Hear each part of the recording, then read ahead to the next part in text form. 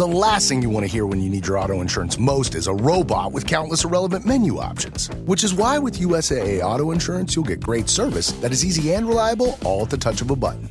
Get a quote today. Restrictions apply. This podcast is brought to you by Sales Fuel Hire, a platform to help companies hire smarter and flag 13 toxic employee types.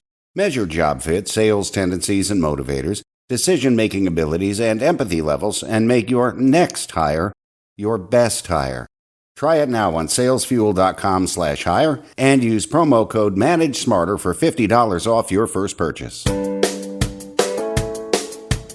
Welcome to the Manage Smarter podcast with hosts C. Lee Smith and Audrey Strong. We're glad you're here for discussions on new ways to manage smarter, hire, develop, and retain talent, improve results, and propel team performance to new heights. This is the Manage Smarter podcast. You know the word impossible, Lee? It says something other than impossible. What does it say? It says, I'm possible. I'm possible. And our guest says, I'm possible, and fulfilling your life's purpose comes out of you saying, it's impossible. Can't happen. Welcome to Manage Smarter, everyone. I hope you're intrigued by that. I'm Audrey Strong, the Vice President of Communications here at Sales Fuel. And I'm C. Lee Smith. I'm the President and CEO of Sales Fuel. And the other thing, before the show, we were talking about social media memes. And one of the memes I see a lot on LinkedIn is the one with the table. It's got the pros and the cons, except it's divided up. Okay, if this is what a manager does and this is what a leader does. And I think that's something that we're going to talk a lot about today. That's right. Wynn Godbold is our guest today, and you are in for a treat. Wynn, thank you for coming. Thank you all for having me. I'm so excited to be here with you. Well, we're happy to have you as well. Wynn is an independent certified John Maxwell Leadership speaker, trainer, and coach, and she is a delight. You're about to find that out, everybody. Mm-hmm. She owns a training and development company named Be Sharp and is the founder of the I'm Possible lifestyle. Wynn helps business leaders turn goals that feel impossible into reality, and has shared with us, as we said, the very word impossible says, I'm possible. If you're already get onto Google, it's besharp.us, B-E-E sharp.us. Like the buzzer, like a buzzy bee, and wynngodbold.com, W-Y-N-N-G-O-D-B-O-L-D. Wynn, let's talk about I'm possible. Don't you love it? The very word impossible speaks to you and says, whoa, hold up, I'm possible. It's a lifestyle. It's really a lifestyle of being able to look at what you want. And I don't mean the comfortable, what seems appropriate stuff. I mean really digging in and saying, what I really want, what really lights my fire, and taking that and turning it into your possibilities and actually into your reality. It's How do I know I need this? I'm in a rut, or I'm feeling bad about myself, or feeling unfulfilled. I know you talk about fulfillment, confidence, and new pathways can come out of this process. Absolutely. Absolutely. And it starts with that really admitting it's not the 50 grand that I want. It's really the 250, right? Mm-hmm. Or it's not the dinghy. I really want the yacht. And so often people don't even admit what they want to themselves, and that's what keeps them stuck in their impossible ways, because you can't move beyond that. But when you really dig into what I want this promotion at work, I really want to make this impact, that's when we turn that word inside out and it becomes I'm possible. When you really dig into what your soul's purpose, sort of your spiritual DNA, that seed that's planted inside of you. Mm-hmm. And let me just tell you something, it is super fun. When people really step into this, it's mind-blowing. It just gets so much fun. It is absolutely energizing when you do something that people tell you cannot be done, and you prove them wrong, and you even sometimes maybe you prove yourself wrong. It is just absolutely amazing. But it all starts with a mindset. I think that's what we were getting at earlier, is that you got to start right there before we start taking action. We got to change what's upstairs. Absolutely. Absolutely. Carl Jung said, until you make the unconscious conscious, it will direct your life, and you'll call it fate. Mm-hmm. And people walk around all the time and they say, oh, well, if we didn't have any, bad luck, we wouldn't have any luck. And all of that is just being ruled by the unconscious. So until we really dig in on that mindset and get you thinking and changing, whether you think you can or you can't, you're right. Well, I would just like to state for the record that a yacht would be just fine with me. Okay, I'll just talk to that right now. We can work to make that possible. Well, yeah, at least you have a lake to put a yacht on. I live in Columbus, Ohio, so you know. I do. But I mean, how do you start the process then? I mean, I don't want you to give the whole program away, obviously, but I mean, all right. So I know that I want to make some changes. How do you facilitate some of that? So it's really about having that first conversation where you get to the point you're ready to admit, what do you truly want? And people, when you first ask that question, they will tell you something that's kind of on the surface or around what they want. Yeah. But what I really bring to the table for them is that ability to wait them out and to hone in on, you said this, what would that mean in your life? And when you start to dig and twist a little bit, it gets uncomfortable for people.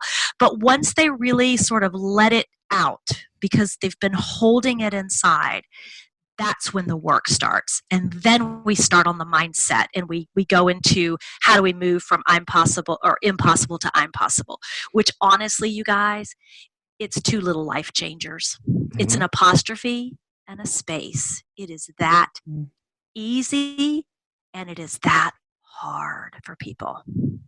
Now, it could be a total career change too. It's not just money or things, right? I mean, what else can it be? Absolutely. It could be a career change. It could be the impact that you want to make in the world.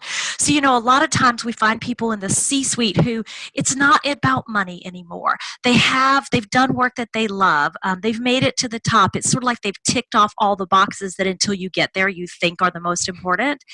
And then they start looking around and they go, well, this is success. But what about significance? What about a legacy? What about helping others?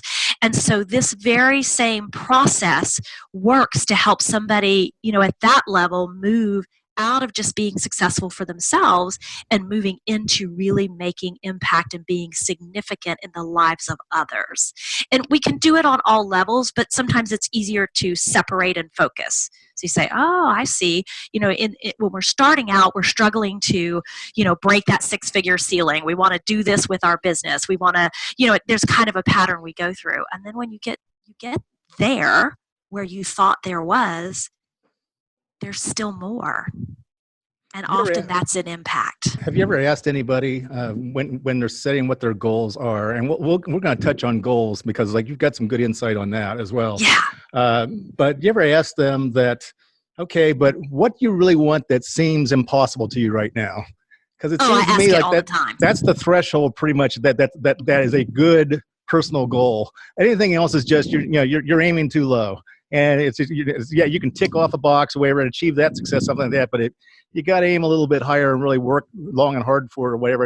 And those are things that seem really impossible, I think, at first. That's my experience. What do you think? You're absolutely right, Lee. That's how it works. And that's why we have to do that initial really digging in and uncovering what is the kernel that you're not expressing on the first or second or third time that I ask you the question of what do you want? Because people will just kind of give those top layer answers.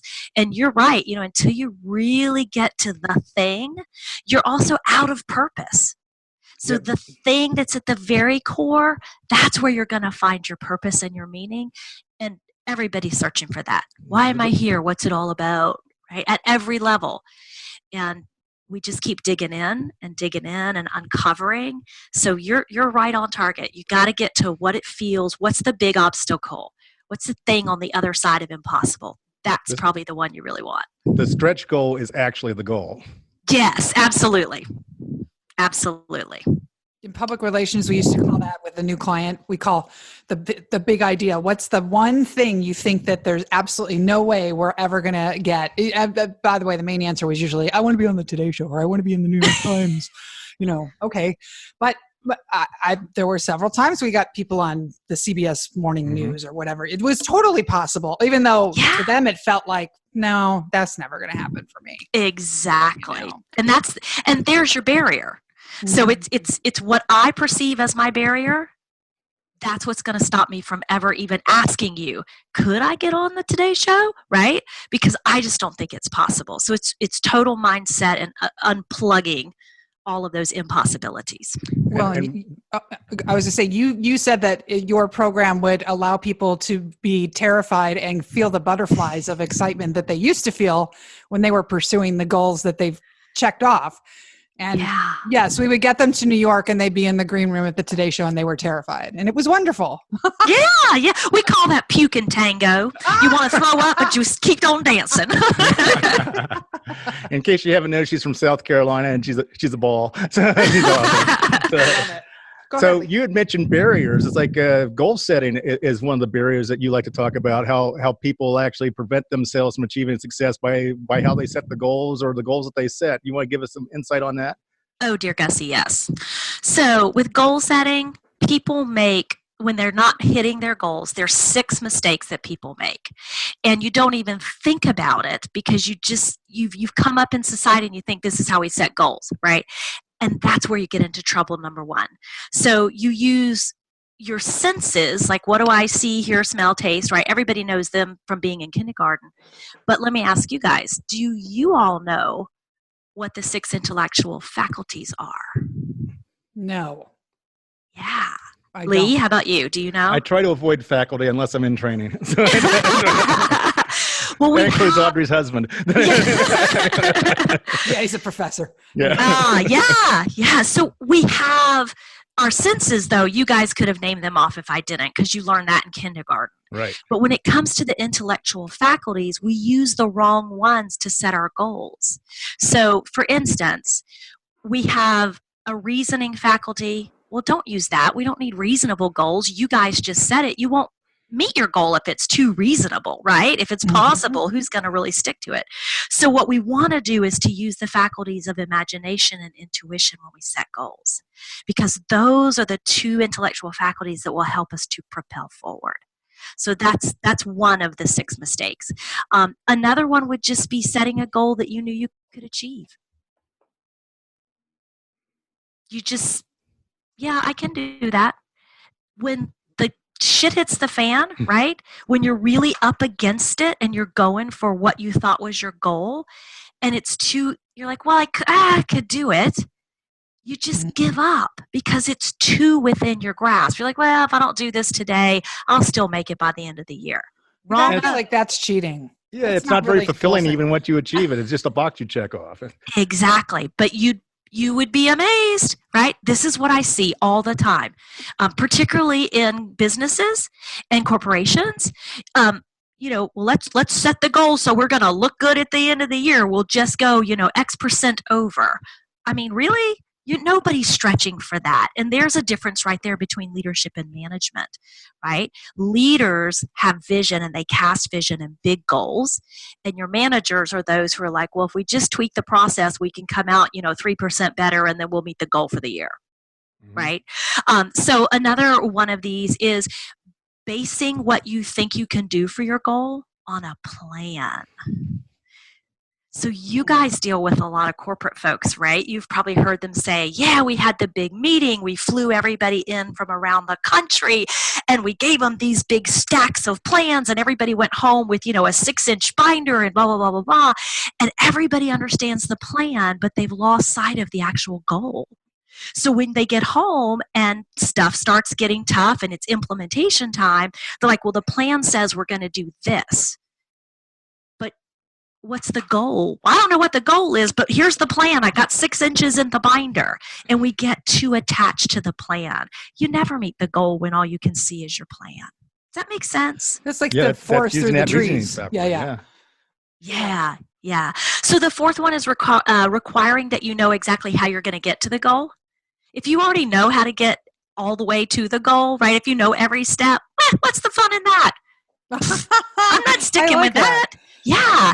And particularly with my entrepreneur clients, I try to say to them, hey, suspend the how. Let's put how in a can on the shelf. And now let's just talk about what would light your fire. What's going to get you up out of bed every morning?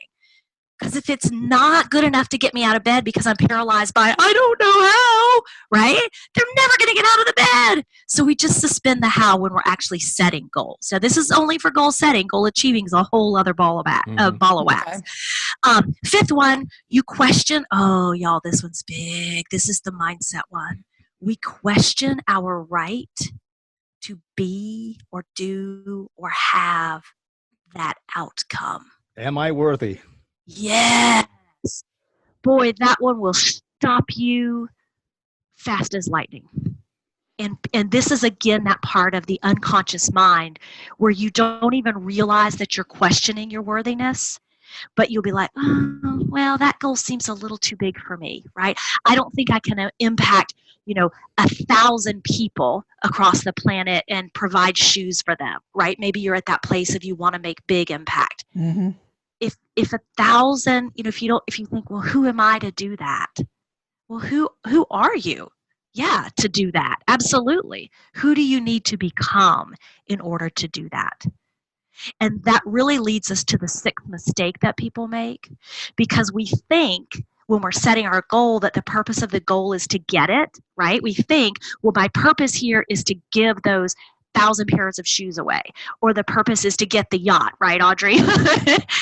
That's not the purpose of your goal. How does that make you feel? How's it make me feel when they do that? No, it's the purpose is not achieving the goal. It's it's how you feel about either about yourself or just in general. I think when you achieve the goal, I think. Yes. The goal is about, can you become the person who's able to give those 1,000 pairs of shoes away? Mm-hmm. Can you become the person who's able to have the yacht? It is all about becoming who you are meant to be. Because what we know is if you're sourced with an idea, you are resourced to bring it to life. You don't get sourced with an idea without getting resourced.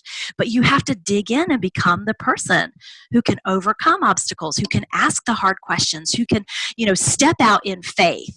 That's the purpose of your goal, not some little thing you think you could do, It's a whole different way of thinking. Yeah. Oh, yeah. And this is what opens.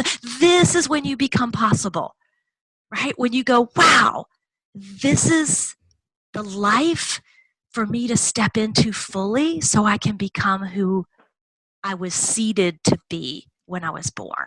So you've got me thinking about tying two things together. The first thing we talked about and last thing we talked about, which is difference between managers and leaders, and also about goal setting. And it seems to me that managers, when they set goals for improvement, they set incremental goals, but leaders set exponential goals.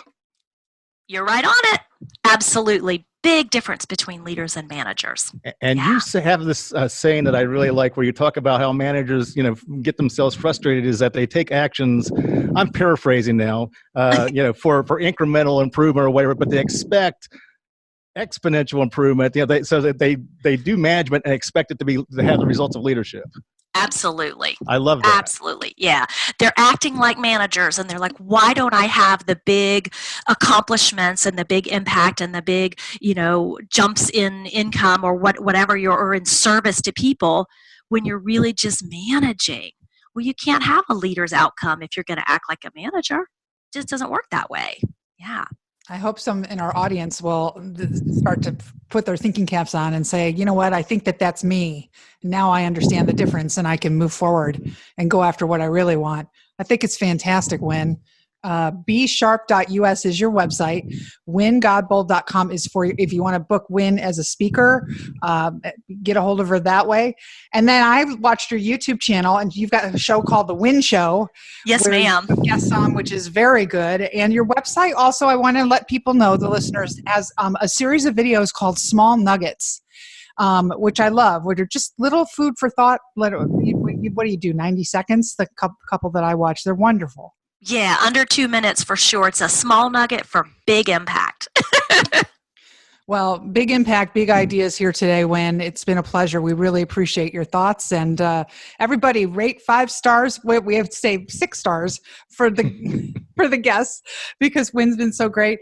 ManageSmarter.com has all the shows on it. Please subscribe, rate, and review, and tell a friend about this podcast so we can get it far and wide. Wynn, thanks again. Thank y'all so much for having me here today. It's just been a blast. Y'all are awesome.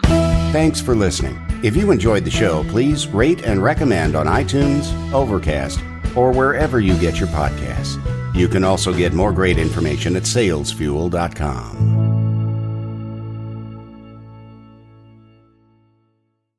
This podcast is a part of the C-Suite Radio Network. For more top business podcasts, visit c-suiteradio.com.